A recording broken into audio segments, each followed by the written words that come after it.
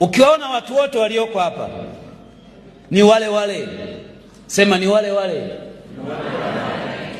Uliyekaa naye hapo pembeni yako ni yule yule. Mtagombana leo, lakini ni yule yule.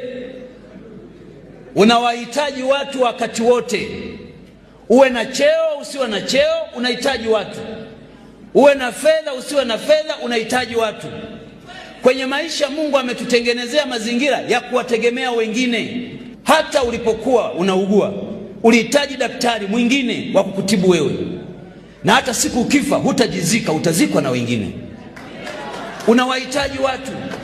Mimi nikiangalia hii meza yote na ushuhuda nayo, nikianzia mkuu wenu wa wilaya ni wale wale, ni wale wale.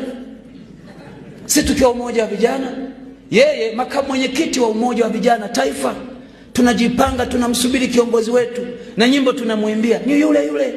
Leo ni mkuu wa wilaya, mimi ni naibu waziri mkuu.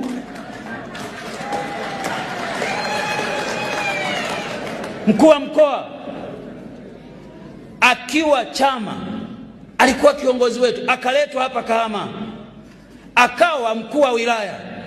Maisha yameenda, amekuwa naibu katibu mkuu wa chama, akawa kiongozi mkubwa wa chama. Mimi nilikuwa waziri, yeye mkuu wa wilaya. Leo mkuu wa mkoa, mimi naibu waziri mkuu, waziri wa nishati, mjumbe wa halmashauri kuu ya taifa. Watu ni wale wale.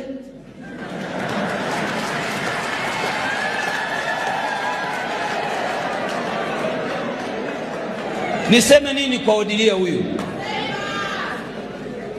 Odilia alikuwa katibu wa vijana wilaya ya Geita. Mimi wakati ule nikiwa mwenyekiti wa jumuiya ya wazazi wa mkoa wa Geita.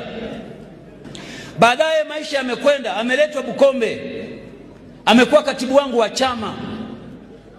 Baada ya muda ya Mungu mengi, kapandishwa cheo, kawa katibu wa mkoa, kaletwa Shinyanga. Leo yeye katibu wa mkoa, mimi niko hapa. Watu ni wale wale.